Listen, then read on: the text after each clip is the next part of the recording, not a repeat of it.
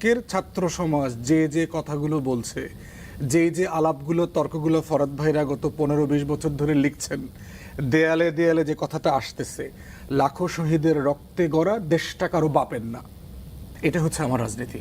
আমি একটা second Republic চাই।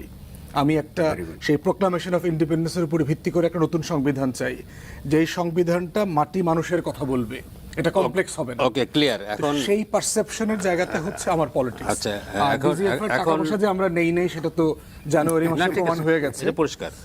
কিন্তু আপনি যেটা বললেন তার মধ্যে সংবিধান একটা ইস্যু, নতুন সংবিধান চান। আবার ফরাদ মাদার সাহেব ইতিমধ্যে বলেছেন যে বিএনপি এবং সেনাবাহিনীকে বাদ দিয়ে কোনো রিফর্ম করার যাবে না। আমার মনে হয় আমরা এই মুহূর্তে presently given the global Jio strategic situation এবং ফ্যাসিজম, আওয়ামী লীগ মাত্র পতন ঘটেছে, আমরা যদি এটাকে ঠেকাতে চাই আপনাকে অবশ্যই একটা কম্প্রোমাইজ কথা